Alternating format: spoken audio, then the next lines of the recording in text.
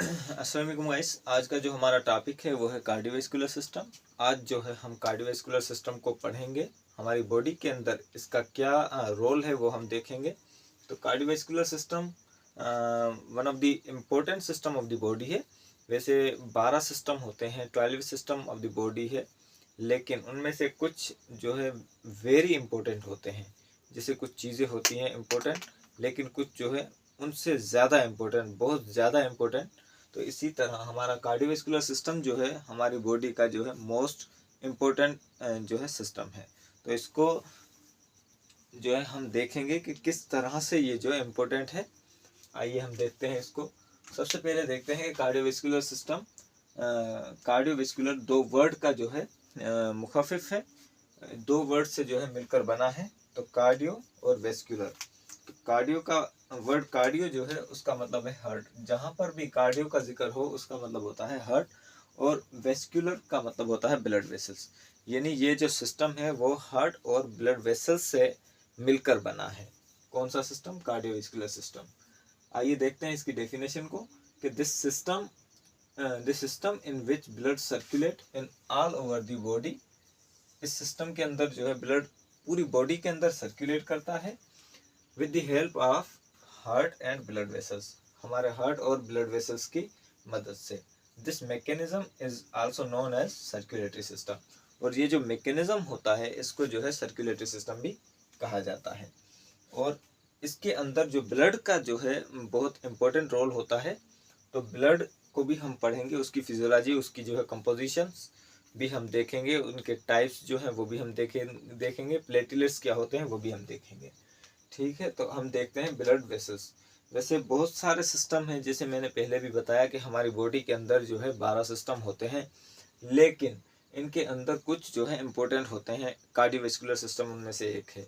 इसी तरह हमारा जो है नर्वस सिस्टम जो है, अगर नर्वस सिस्टम जो है डैमेज हो जाए तो पेशेंट जो है मर भी सकता है, उसकी डेथ भी हो सकती है। और अगर नर्वस सिस्टम डैमेज हो जाए ज़्यादा तो पेशेंट जो है मरने के काबिल ही हो जाता है, मरता बल नहीं भले, लेकिन जो है मरने की तरह ही की कैफियत हो जाती है। जैसे पेशेंट जो है कोमा में चले जाते हैं तो उनका नर्वस सिस्टम जो है डैमेज होने की वजह से ही होता है। इसी तरह हमारा जो हार्ट है या हमारा कार्डियोवैस्कुलर सिस्टम है, इनके अंदर, इस सिस्टम के अंदर जो है अगर हार्ट हमारा काम करना छोड़ दे तो पेशेंट की जो है डेथ हो सकती है, सडन डेथ हो सकती है। इसी तरह हमारा जो रेस्पिरेटरी सिस्टम है उसके अंदर लंग्स जो है फेल्यूर की तरफ चले जाएं तो उससे भी पेशेंट की डेथ हो सकती है। अगर हम दूसरे सिस्टम से इनको कंपेयर करें तो हमारा जो है रेस्पिरेटरी सिस्टम, कार्डियोवैस्कुलर सिस्टम और नर्वस सिस्टम जिस तरह से मैंने बताया, तो बाकी जो सिस्टम है, फॉर एग्जांपल हमारे जो किडनीज होती हैं वो अगर हम अपना फंक्शन छोड़ दें तो पेशेंट मरता नहीं, उसकी जो है ट्रांसप्लांटेशन हो जाती है किडनीज की। इसी तरह लिवर के अंदर अगर कोई चेंजेस आ रही है या लिवर जो है डैमेज हो रहा है या लिवर फेल्यूर की तरफ जा रहा है तो लिवर की भी ट्रांसप्लांटेशन हो सकती है, पेशेंट जो है सर्वाइव फिर भी कर सकता है। इसी तरह ये जो होते हैं, इसी वजह से इन्हें important system of the body कहा जाता है। आइए देखते हैं हम ब्लड वेसल्स को। तो देयर आर टाइप्स को देखेंगे कि कौन सी टाइप्स है हमारे ब्लड वेसल्स की। There are 3 types of blood vessels. कौन कौन सी हैं? आर्टरी, वेन और कैपिलरी। आर्टरी, वेन और कैपिलरी को हम जो है फर्दर पढ़ेंगे, इनके जो है फीचर्स पढ़ेंगे, इनकी जो है फंक्शंस पढ़ेंगे। आर्टरी और वेन को जो है मैं आपको थोड़ा समझा देता हूँ इसको इजी वे में। मैंने यहाँ पर लिखे हैं इनके अंदर क्या डिफरेंसेस है, हम इनके फंक्शंस को कैसे याद रखें, ये देखते हैं। मैंने थोड़ा आपको इजीली समझाने के लिए यहाँ अलग से लिख दिया है कि आर्टरी जो होती है हमारा, आर्टरी और वेन के अंदर क्या डिफरेंस होता है। देखते हैं कि आर्टरी जो है वो carry blood away from heart. हमारी आर्टरी जो होती है ब्लड जो है हार्ट से दूर ले जाती है। कहाँ ले जाती है? हमारे ब्लड सेल्स तक, हमारे बॉडी सेल्स तक, हमारे अदर बॉडी तक। कहाँ से? हार्ट से दूर ले जाती है। इसी तरह वेन जो है उसके उलट है। वेन के थ्रू हमारा ब्लड जो होता है वो बॉडी से हार्ट की तरफ आता है। इसी तरह अगर वेन की हम वाल की बात करें तो वेन की जो वाल होती है वो थिक होती है। यहाँ पर मैंने जो है इसकी जो है डायग्राम बनाई है। सॉरी, वेन की वाल जो है वो थिन होती है और इसी तरह आर्टरी की जो वाल होती है वो थिक होती है। ये इसका स्ट्रक्चर है आर्टरी का और ये जो है वेन का। तो इसकी वाल जो है, ये जो है इसकी वाल है, यहाँ तक ये पूरी इसकी वाल है। तो आर्टरी की जो वाल होती है वो थिक होती है और जो वेन होती है उसकी वाल जो है वो थिन होती है। इसी तरह इसका जो ल्यूमेन होता है वो छोटा होता है, किसका, आर्टरी का, और वेन का जो ल्यूमेन होता है वो बड़ा होता है। ये जहाँ मैंने एल लिख रखा है, इसके बीच वाले आर्टरी के बीच वाले हिस्से को ल्यूमेन कहा जाता है। उसके जो ये वाला हिस्सा है उसे जो है वाल कहा जाता है आर्टरी का। इसके 3 लेयर्स होते हैं। तो इनका इंटरनल लेयर जो होती है आर्टरी की, फॉर एग्जांपल ये आर्टरी या वेन है तो ये इसके 3 लेयर्स होते हैं इस तरह से। तो इंटरनल जो लेयर होती है उससे जो है ट्विन का एंटीना कहा जाता है। इसकी जो मिडल लेयर होती है उनको ट्विन का मीडिया कहा जाता है और इसकी जो एक्सटर्नल लेयर होती है उससे ट्विन का एक्सटर्ना कहा जाता है। ट्विन का एक्सटर्ना कहा जाता है।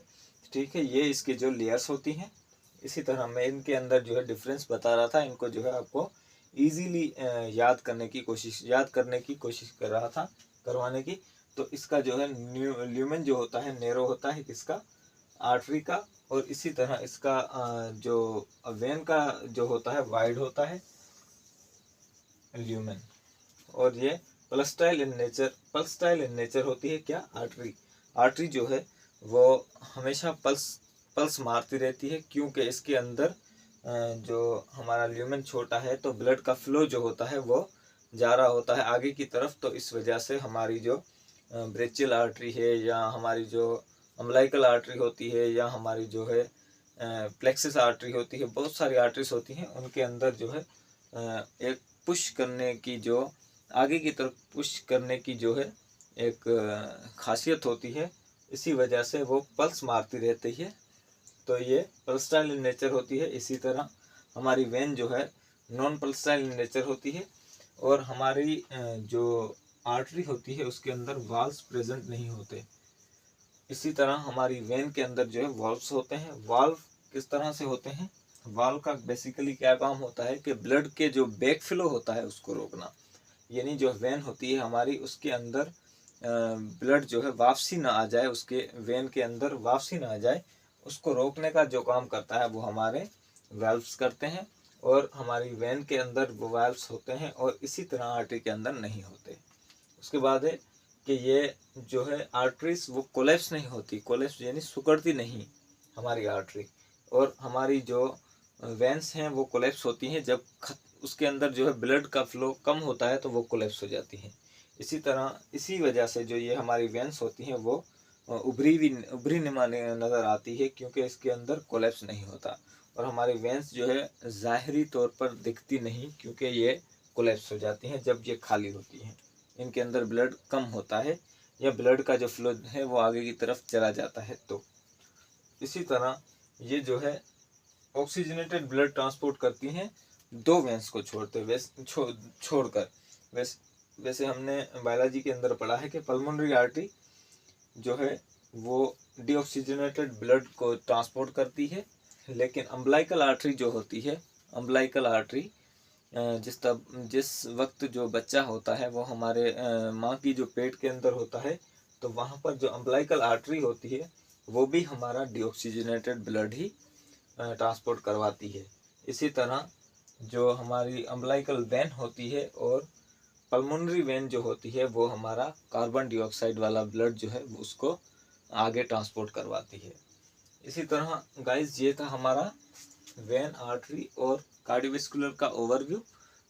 मैं नेक्स्ट लेक्चर के अंदर इनको थोड़ा सा और आपको डिटेल में समझाऊंगा, इस लेक्चर को, हमारा इस सिस्टम को और इसका मैकेनिज्म भी जो है हम नेक्स्ट वीडियो के अंदर इंशाल्लाह पढ़ेंगे। आई होप कि आपको जो है समझ में आया होगा, और अगर आपको समझ में आया है तो आप जो है कमेंट के अंदर बता सकते हैं, मैं देखूंगा आपके जो है कमेंट्स। आई होप गाइस आप समझ गए। Thank you guys.